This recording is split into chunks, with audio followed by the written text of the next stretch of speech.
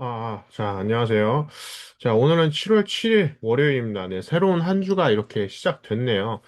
네, 오늘 제가 요즘에 최근에 주가 변동이 되게 많이 있죠. 근데 그런데도 펀더멘탈에 대한 어떻게 보면 큰 변화는 제가 없는 걸로 보여서 어떤 얘기를 좀 할까 하다가 이 제2의 팔란티어, 이거에 대한 주제가 유튜브에서도 굉장히 화두가 되고 있더라고요. 저 같은 경우에도 이 제2의 팔란티어를 생각하면서 어떻게 보면 공부를 좀 계속 이어나가고 있는데 사실 지금 현재 상황으로 봤을 때는 제2의 팔란티어는 역시나 팔란티어이지 않을까. 그러니까 제2의 팔란티어를 찾는 것보다 차라리 팔란티어를 계속 보는 것이 좋지 않을까라고 생각을 하고는 있지만, 그럼에도 이 제2의 팔란티어의 조짐을 보이는 기업들이 몇 가지 보이더라고요. 그래서 그 얘기를 이따 좀 해보도록 하겠고요.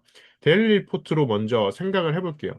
그래서 오늘 데일리 리포트에서도 조정 시 분할 매수를 제가 어떻게 보면 적극 권장드리는 걸 제 스스로한테도 좀 얘기를 하고 있어요.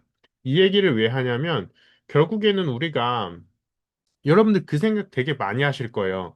내가 진작에 팔란티어에 다, 어떻게 보면 다 투자했으면, 다 몰빵했으면은, 정말 지금 돈 많이 벌었을 텐데, 이 생각 많이 하실 거예요. 근데 그 생각은 사실 저도 지속적으로 했어요. 팔란티어가 20달러일 때 제가 처음에 봤거든요. 근데 그때 팔란티어라는 기업에 대해서 잘 몰라가지고 그냥 투자를 안 했어요. 네. 그때도 굉장히 저렴하죠. 지금 생각해보면. 그리고 10달러대 내외로 이렇게 떨어질 때도 있었어요. 그래가지고 오히려 더 무서워가지고 투자를 안 했죠. 이 기업 틀려먹었구나 하면서.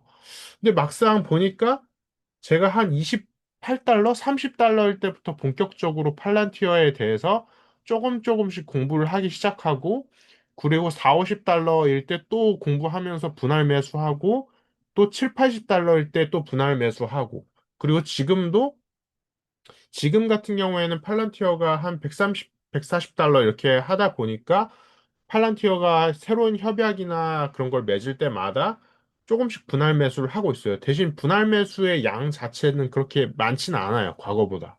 왜냐하면 지금은 어떻게 보면 PER 같은 숫자도 그렇고, 팔란티어에 대해서 지금 어느 정도 많이 올라왔다라고 생각하기 때문에, 물론 그럼에도 저는 팔란티어에 대해서 아직 막 적극적으로 매도를 하고 있지는 않아요. 팔고 있지는 않아요. 그러다 보니까 팔란티어에 대해서도 계속해서 다른, 어떻게 보면 내가 기존에 보지 못했던 기업들에 대해서 같이 공부하고 있고, 그 다음에 구글이나 아마존, 그 다음에 테슬라 팔란티어처럼 이렇게 좀 큰 기업들에 대해서도 분할 매수 겸 공부를 함께 하고 있습니다. 그래서 오늘은 이 조정시 분할 매수에 대해서도 함께 생각을 해볼게요. 그래서 간단하게 저번 주에 어떤 일이 있었나 생각을 해보면, 엔비디아 같은 경우에도 한 159달러까지 상승을 했었죠. 꽤 많이 오랜만에 상승을 했고요. 결국에는 엔비디아 같은 경우도 이 AI 칩에 대해서 수출 규제가 좀 완화되고 있는 것을 지금 보이고 있습니다.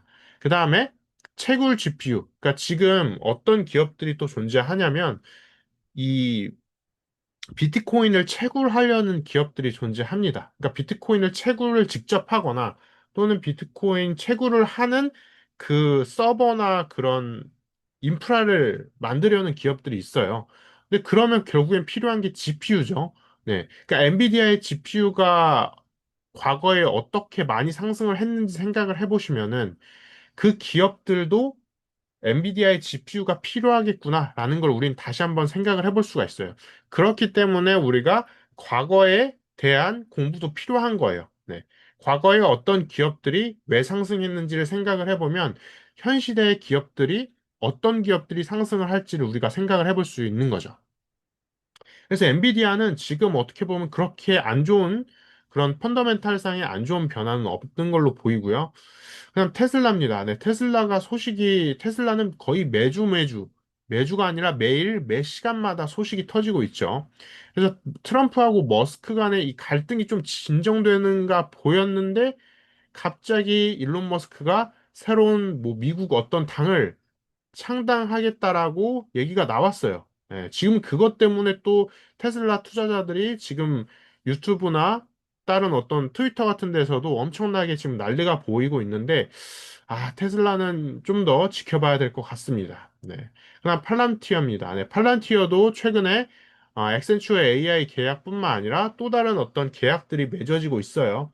그래서 그 계약으로 인해서 어떻게 보면 팔란티어 같은 경우도 지금 숫자와 그 다음에 이 스토리, 그 다음에 새로운 이 계약들이 맞물려 가면서 이번에 또 팔란티어가 이번 분기에 실적이 발표가 난다라고 하는데요. 그 실적 발표가 또 어느 정도 잘 나올지, 그리고 가이던스가 있을 텐데, 그 애널리스트들이 예상하는 가이던스가 있을 텐데, 그거에 얼마나 어느 정도 미쳐서 실적이 잘 나오게 될지 기대가 되면서도 아주 약간의 한 걱정이 되는 부분도 있습니다. 그래서 팔란티어도 계속해서 지켜보도록 하시죠. 아이온큐입니다. 네, 아이온큐도 최근에 텍사스 양자법 통과 기대되는 부분이 있어서 조금 좋은 소식이 있어요. 그다음 아이온큐도 이 새롭게 공장을 또 짓고 있다라고 합니다. 그래서 아이온큐 같은 경우에는 그 이전에 어떻게 보면 로드맵이 수정되면서 조금 안 좋은 분위기를 타고 있었는데 그 안 좋은 분위기를 어떻게 보면 새로운 공장을 짓고 기업에 재투자를 하기 시작하면서 그 부분에 있어서 다시금 좀 부정적인 기운을 떨쳐내려고 노력을 하고 있는 것을 보이고 있습니다. 그다음 아이온큐에 대해서도 그래서 큰 소식 들어오면은 다시 한번 살펴보도록 하시죠. 그다음 구글, 네, 구글 아마존, 네, 이 구글 아마존이 어떻게 보면 대표적인 저는 지금 현 시대에 안정적이면서도 되게 고성장을 바라보고 있는 그 다음에 엄청난 투자를 때려붓고 있는 기업이라고 생각하는데요. 구글, 아마존뿐만 아니라 애플, 여기에 메타까지 포함되겠죠. 네. 페이스북, 메타까지. 그래서 그 세 기업들을 생각을 해보면 이 구글 같은 경우에는 역시나 AI, 그 다음에 아마존 같은 경우에는 AI이긴 한데 AWS 자체적으로 이 AI 인프라를 투자를 엄청나게 지금 때려 붓고 있다라고 합니다. 그래서 구글 같은 경우에도 사실 구글도 지금 주가가 그렇게 크게 변동성이 있지는 않아요. 그러기 때문에 190달러까지 올라갔다가 최근에 또 하락을 하면서 지금 150달러, 170달러에서 많이 횡보를 하고 있습니다.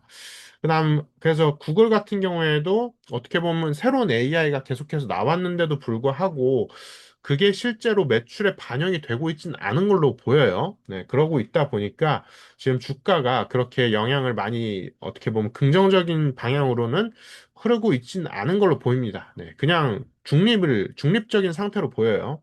그냥 아마존 같은 경우에는 223달러까지 올랐어요. 네, 아마존이 정말 차곡차곡 성장하고 안정성을 보장하는 기업으로 현재로서 보이는데요.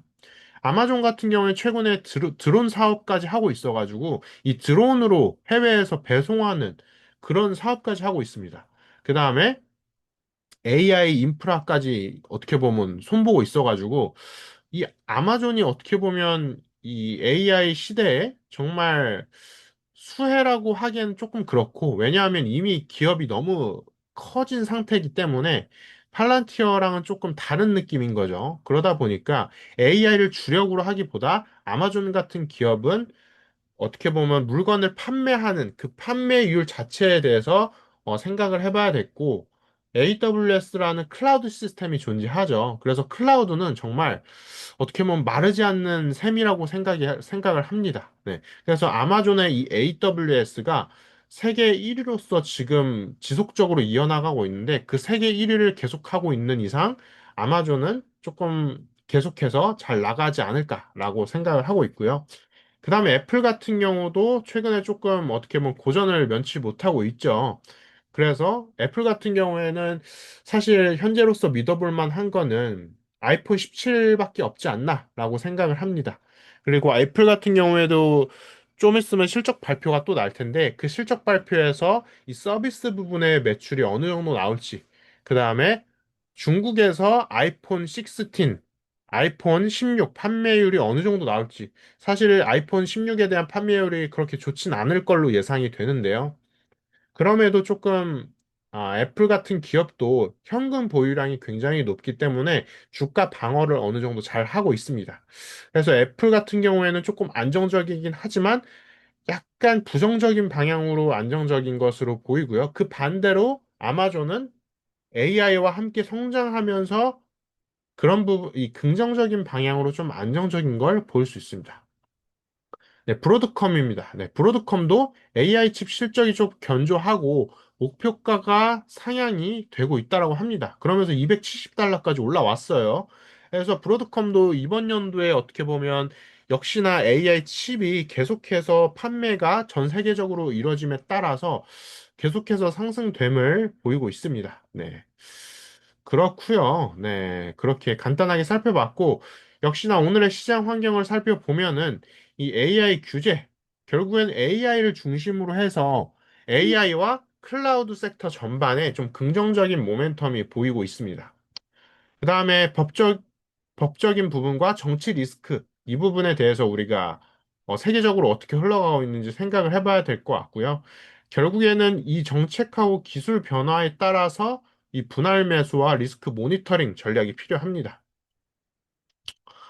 그래서 AI 인프라 핵심주 같은 경우에는 엔비디아, 그 다음에 구글 같은 경우에는 클라우드 쪽에 좀 포함되어 있죠. AI와 클라우드. 그 다음 아마존도 클라우드 AWS라는 클라우드와 AI. 그 다음에 브로드컴은 AI 칩과 인프라. 네, 그래서 이 AI 인프라 핵심 주들이 조정 시에 우리가 분할 매수를 좀 적극 권장 드리는 부분이고요. 저 같은 경우에도 그 부분에 있어서 조정이 좀 예를 들어서 한 20%나 30% 이하까지 떨어졌을 때 그때 분할 매수를 저는 좀 하는, 좀 태도를 보이고 있습니다. 그래서 여러분 같은 경우에도 지금 여러분들이 들고 있는 현금이 있을 거예요. 근데 그 현금에 따라서 내가 몇 프로가 하락했을 때 분할 매수를 해야 될 것인지. 예를 들면 저 같은 경우에도 지금 현금이 그렇게 많지 않기 때문에 10% 하락했다라고 해서 저는 바로 분할 매수를 하고 있지는 않습니다. 네. 그래서 여러분들 같은 경우에도 지금 여러분들이 갖고 계신 현금에 따라서 어느 정도 조정이 됐을 때, 어느 정도 하락됐을 때 내가 분할 매수를 할 것인가라는 여러분만의 원칙을 갖고 있는 것을 저는 추천드려요. 그냥 떨어졌다라고 해서 분할 매수한다라고 생각을 하면은 내가 어느 정도 하락했을 때 분할 매수 해야 될지 헷갈리기 시작합니다. 그래서 그 부분 꼭 기억을 해주시길 바라겠고요. 그래서 결국에는 펀더멘탈, 그 다음에 분할 매수, 그 다음에 변수에 대한 민감 대응. 이 변수라고 하면은 제가 생각하기에는 바로 이 부분입니다. S&P 500, S&P 500이 굉장히 중요하고요. 그다음 뉴스들을 보시면서 뉴스의 주요 제목을 보시면서 지금 세계적으로 어떤 방향으로 흘러가는지만 여러분들이 간단하게 살펴보시면 좋을 것 같아요. 대표적으로 근데 중요한 점이 뭐냐면 이 뉴스를 100% 믿어라 그런 뜻이 아니에요. 이 뉴스를 통해서 지금 부정적인 방향으로 흘러갈지 또는 긍정적인 방향으로 흘러갈지 그 부분을 한번 생각하시면서 기업을 공부하셔라. 그렇게 생각을 하시면 좋습니다. 그래서 머스크 같은 경우가 신당 창당을 선언했잖아요. 그래서 이 신당 창당이 선언이 됐는데 정말로 신당을 창당이 완료가 될지 그 부분까지 우리가 아직 창당이 완료되지 않았기 때문에 지금 이 부분에 대해서는 그냥 중립적인 시선으로 바라보시면 좋을 것 같습니다.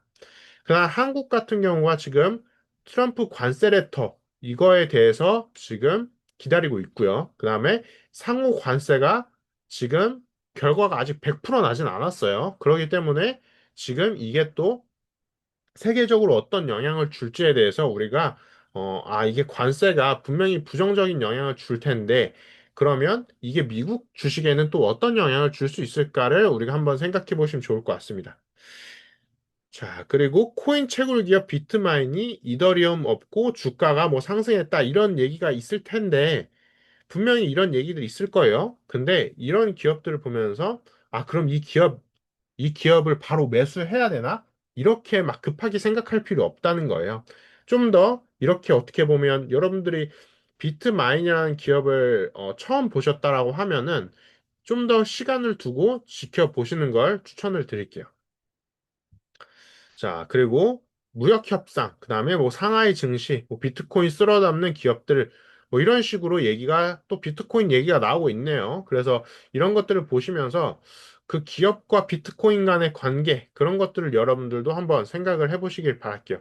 만약에 내가 이 기업에 대해서 정말 매수를 하고 싶다 하시면은 정말 여러분들이 매수할 수 있는 소량의 주식만 소량의 기업에 대한 투자만 한번 해보시길 추천드릴게요. 그렇게 하면서 제2의 팔란티어를 찾을 수 있는 거죠. 어떻게 보면은. 그래서 계속해서 그 기업들이 성장할 수 있는지 결국에는 자, 한번 볼게요. 자, 비트코인 상장사 보유량과 ETF 유입량 비교 뭐 이런 식으로 나와 있어요. 그래서 스트래트러지는 본래 소프트웨어 회사 마이크로 스트래트러지에서 출발했지만 사명을 바꾸고 비트코인 전략 기업으로 탈바꿈했다. 네, 이런 식으로 나와 있고 네, 여기 나와 있네요. 스트래티지 메타플래닛은 올해 들어 주가가 39%, 335% 올랐다. 네, 주가가 굉장히 많이 올랐죠. 일본의 메타플래닛이라는 기업이 있다라고 하네요. 네, 주가가 굉장히 많이 올랐는데 여기에서 중요한 거는 이 기업에 대해서 내가 어느 정도 알고 있냐? 그 부분이 굉장히 중요합니다. 주가가 단순히 이렇게 많이 올랐다라고 해서 여기에 바로 올라타서 여러분들이 어떻게 매수하고 매도할지 그 전략이 어느 정도 정해져 있지 않으면은 여러분들이 어떻게 보면 그냥 고점에 올라타는 현상이 벌어질 수 있어요. 조심해야 된다라는 거죠. 그래서 그 부분에 있어서 여러분들도 제2의 팔란티어를 찾는 데 있어서 어떻게 보면 그 특정 기업들, 여러분들 잘 알고 계신 기업과 산업을 위주로 여러분들이 살펴보시길 바랄게요. 예를 들어서 팔란티어라고 하면은 소프트웨어 기업이자 AI 기업이잖아요. 그러다 보니까, 그리고 정부와 긴밀히 연결이 잘 돼 있죠. 네. 그 부분이 굉장히 중요해요. 팔란티어가 단순히 기업이 그냥 나가서 이렇게 뭐 제품이 좋아서 기업의 매출이 오른 것도 있지만 팔란티어의 CEO의 특징도 굉장히 중요합니다. 네.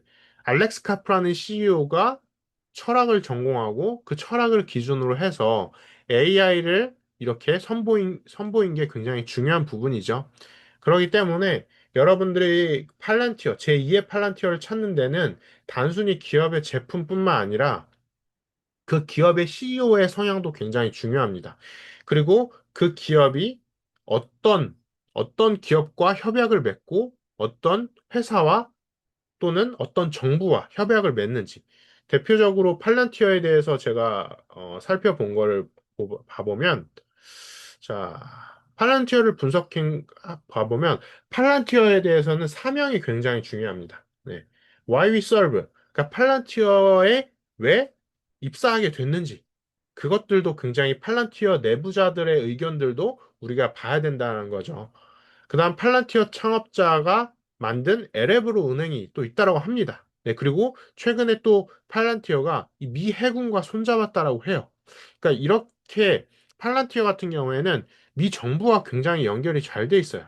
그래서 이런 특징도 우리가 생각을 해보면 제2의 팔란티어를 찾는 것은 사실 쉽지는 않을 거예요. 그래서 정부와 어떻게 연결되어 있는 기업이 있는지, 그 다음에 정부한테 매출이 어떻게 나오고 있는지, 그런 것들을 우리가 잘 생각해 보면서 제2의 팔란티어를 찾는데 생각을 해보시면 좋을 것 같아요. 그래서 최근에 그런 기업들이 존재하죠. 어, 뭐 캐터필러나 그다음에 뭐 빅베어 AI, 그다음에 뭐 조비에이션, 그다음 뉴스케일 파워, 오클로, 로켓랩. 그러니까 이런 어떻게 보면 잘 나가는 기업들이 굉장히 많이 존재하는데 그 기업들이 정말 넥스트 팔란티어가 될 수 있는지 결국에는 이거는 여러분들이 팔란티어에 대해서도 생각을 해보면 좋고 결국에는 워렌 버핏의 투자 전략도 우리가 생각을 같이 해봐야 될 것 같아요. 결국에는 워렌 버핏이 얘기했던 내가 잘 알고 있는 기업인지, 내가 잘 알고 있는 산업군인지, 그것도 생각을 해봐야 되고, 그 다음에 경제적 해자를 잘 이루고 있는지, 결국에는 그 기업의 협약을 잘 맺고 있는지, 그 부분을 잘 생각을 해보시면서 제2의 팔란티어를 찾아보시길 바라겠습니다. 네. 그래서 이 부분에 대해서는 굉장히 어려운 부분이고 우리가 장기적으로 생각을 해봐야 되는 부분이기 때문에 앞으로도 계속해서 살펴보도록 하겠고요. 오늘도 이 델 리포트와 함께 팔란티어, 제2의 팔란티어에 대해서 얘기를 나눠봤습니다. 네, 또 커다란 소식과 함께 다시 한번 돌아오도록 하겠습니다. 감사합니다.